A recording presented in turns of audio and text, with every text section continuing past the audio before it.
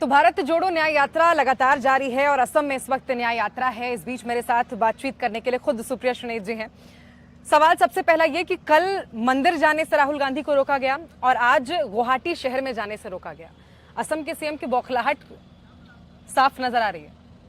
सबसे पहले तो मैं ये बोलना चाहती हूँ कि किसी को मंदिर जाने से रोकने वाले अधर्मी और पापी होते हैं और सबसे भ्रष्ट चीफ मिनिस्टर अब अधर्मी और पापी भी बन चुके हैं। आपने जो बात कही, चाहे वो आज जिस रूट पर हमारी यात्रा जानी हो, वहां पर बजरंग दल की यात्रा गई, वहां पर जेपी नड्डा की यात्रा गई, वहां पर हमारी ही यात्रा नहीं जा सकती थी, वहां पर अवरोध पैदा किए गए। लेकिन जैसा कि हमारे बब्बर शेर कार्यकर्ता और जनता चाहती थी, वो अवरोध टूटे, वो बैरिकेड ढहा और उसमें इस प्रदेश के मुख्यमंत्री का ईगो और उनके जो आका दिल्ली में बैठे उनका भी ईगो ध्वस्त हुआ। मेरा अपना मानना है कि वो जितना ज्यादा ये करेंगे उतनी ज्यादा प्रचार हमारी यात्रा को मिल रहा है, उतना प्रचार प्रसार वो हमारी यात्रा का कर रहे हैं। तो सबसे पहले तो उनको कोटि कोटि धन्यवाद ये करने के लिए।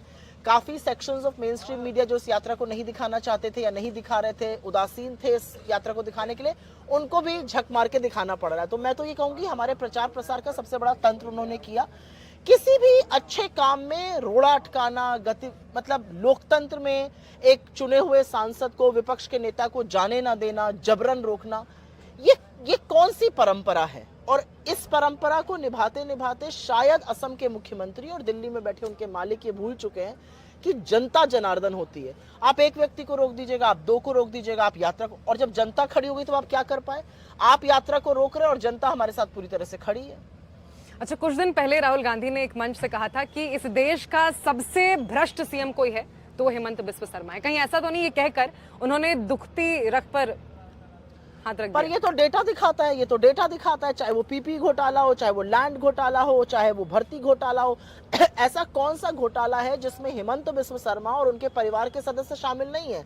तो कहीं ना कहीं राहुल जी ने सच से उनको अवगत कराया, सच का आईना दिखा दिया। अब सच तो चुभता है और वो इतना चुभ गया कि वो फिर उसके बाद बौखला गए। लेकिन ये बौखलाहट जो है, मुझे लगता है डर का ज्यादा प्रमाण है। ये डर है कि राहुल गांधी चल रहे हैं, वो एक्सट्रीमली पॉपुलर हैं। मणिपुर से लेकर नागालैंड, अरुणाचल, असम में जनता उनको लालायित होकर मिलने के लिए आती है, अपने दिल की बात कहती है। उनको लगता है कि कोई तो ऐसा है जो उनकी बात सुन रहा है। चाहे आप मणिपुर की महिलाओं का दर्द देखते हो, चाहे आप असम के बेरोजगारों की वेदना सुनिए, तो मुझे ऐसा लगता है ये डर ज्यादा है। डर इस बात का है कि ये जनता तो राहुल जी के साथ खड़ी हो गई। जिस जनता को मैं दबा कर धमका कर रखना चाहता था, जिसके ऊपर मैंने अपनी पुलिस छोड़ी हुई थी, वो राहुल गांधी के साथ खड़ी हो गई।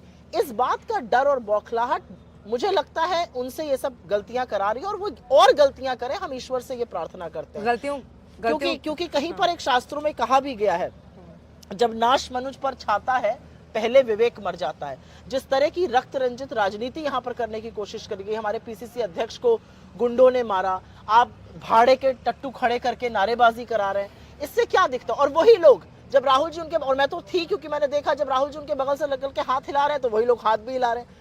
तो कहीं ना कहीं जनता साथ में खड़ी, इसलिए बौखलाहट साफ है। आज भी जब बैरिकेडिंग की तस्वीर सबने देखी, जब बैरिकेड किया गया था, वहां पर भी एक बड़ा जन समर्थन नजर आया, हुजूम नजर आया। उस बैरिकेड को तोड़ने न केवल कांग्रेस के लीडर, मुझे लगता है जनता भी वहां पे बहुत बड़ी संख्या में पहुंची हुई थी। बिल्कुल, और आप थी वहां पर और मैं भी थी, और वहां पर सिर्फ कांग्रेस के कार्यकर्ता नहीं थे, वहां पर वो जनता थी जो चाह रही थी राहुल जी को सुनना, वो जो चाह रही थी कि राहुल जी से वो बात करे, जो चाह रही थी राहुल जी उनसे संवाद करें। आज सुबह जब हम लोग निकले, आपने खुद ही देखा होगा, यूएसटीएम यूनिवर्सिटी में राहुल जी को नहीं आने दिया गया और सारी की सारी यूनिवर्सिटी सड़क पे आके खड़ी थी। तो जिसको आप रोकने का प्रयास करते हैं, जिसको आप अंदर आने की अनुमति नहीं देते, आपका सारा यूनिवर्सिटी आके बाहर सड़क पे खड़ी हो गई। राहुल जी ने उनको एड्रेस कर दिया, ज्यादा लोगों ने उनकी बात सुनी। तो मेरा अपना मानना है कि जितने अवरोध आप अच्छे काम में पैदा करिएगा, वो अच्छा काम उतनी जोर से बड़ा होके स्वरूप लेता है। मेरा अपना मानना है कि चाहे वो यूएसटीएम हो या चाहे वो आज जब जनता ने प्रदर्शन किया और जिस तरह से बैरिकेड ढहा, और मैं इस बात की बहुत तारीफ करती हूँ राहुल जी की कि बैरिकेड ढहाना जरूरी था, दिखाना जरूरी था एक तानाशाही सरकार को कि हम आपके आगे झुकने वाले नहीं है। लेकिन उसके बाद हमने कानून का पूरा पालन किया, हमने पुलिस की बात मानी और जो रूट था उससे गए हम। बिल्कुल, 5 न्याय का भी जिक्र आज हुआ जी हाँ। उस 5 न्याय के बारे में एक बार आप जरा डिटेल में बताइए। मुझे लगता है ये बड़ी बात है। जब राहुल गांधी जी भारत जोड़ो न्याय यात्रा लेकर निकले तो बहुत डिबेट हुआ, बहुत लोगों ने पूछा कि इस यात्रा की क्या जरूरत है। कुछ ऐसे सवाल भारत जोड़ो यात्रा में पूछे गए थे, जब उसका आंसर लोगों ने देखा तो वो सवाल बंद हो गए। लेकिन भारत जोड़ो न्याय यात्रा के वक्त लोगों ने पूछा अभी न्याय की क्या जरूरत है। हमारा अपना मानना, और इस देश ने 10 साल अन्याय का दंश सहा है। वो अन्याय युवाओं के साथ हुआ है, महिलाओं के साथ हुआ है, इसीलिए भारत जोड़ो न्याय यात्रा का आगाज भी किया गया। और जब भारत जोड़ो न्याय यात्रा शुरू की गई तो एक चीज बिल्कुल साफ थी कि इसके 5 स्तंभ होंगे, और वो 5 स्तंभ युवा न्याय है, भागीदारी न्याय है, नारी न्याय है, किसान न्याय है और श्रमिक न्याय है। 10 सालों से इस देश के युवा रोजगार मांग रहे हैं, उनको रोजगार के बजाय लाठियां पड़ती हैं, उनके साथ न्याय होना चाहिए। 10 साल से शोषित, वंचित, दलित, आदिवासी, पिछड़ा समाज परेशान है, बदहाल है, बेहाल है, वो न्याय की उम्मीद कर रहा है, उनके साथ न्याय होना चाहिए, उनकी भागीदारी सुनिश्चित होनी चाहिए। 10 साल से नारी सुरक्षा और नारी का जो पार्टिसिपेशन आर्थिक व्यवस्था में होता है वो बिल्कुल ध्वस्त हो चुका है, उनके साथ न्याय होना चाहिए। ब्रजभूषण शरण सिंह जैसे लोगों की जरूरत नहीं है हमारे सदन में, उनको न्याय मिलना चाहिए नारियों को ऐसे अत्याचारियों से।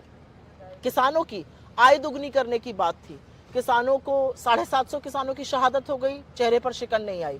किसानों की आय दुगनी करने की बात थी, 27 रुपए रोज का किसान कमा रहा है, उनको न्याय मिलना चाहिए। और अंत में मैं श्रमिकों की इसलिए बात करूंगी क्योंकि खुद का डेटा कहता है सरकार का कि 1/4 आत्महत्या इस समय देश के श्रमिक कर रहे हैं। वो श्रमिक जिनके हाथों से, जो रीढ़ की हड्डी है, जिनके हाथों से ये देश बन के खड़ा होता है। और उन श्रमिकों के लिए चाहे वो आय हो, चाहे उन्नति हो, चाहे वो वेतन हो, चाहे अच्छी व्यवस्था हो रहने की, वो सुनिश्चित करनी जरूरी थी और उनका न्याय जरूरी है। तो ये 5 स्तंभ है, युवा न्याय, भागीदारी न्याय, नारी न्याय और किसान और श्रमिक न्याय, और ये होकर रहेगा। मुझे बहुत इस बात का फक्र है कि राहुल जी बिल्कुल क्लियर हैं कि वो किसके लिए ये यात्रा कर रहे हैं। वो ना टीवी चैनल के लिए ये यात्रा कर रहे हैं, ना अपने प्रतिद्वंदी के खिलाफ यात्रा कर रहे हैं, वो एक यात्रा न्याय के लिए कर रहे हैं। और न्याय का जब कोई बीड़ा उठा लेता है तो न्याय होकर रहता है। बहुत शुक्रिया आपका, बहुत शुक्रिया। तो धन्यवाद। देखिए, कुल मिलाकर ये समझिए आप कि इस देश के युवाओं, महिलाओं, बेरोजगार युवाओं, किसानों, श्रमिकों के लिए ये भारत जोड़ो न्याय यात्रा जारी है और न्याय का हक मिलने तक ये यात्रा ऐसे ही निरंतर जारी भी रहने वाली है।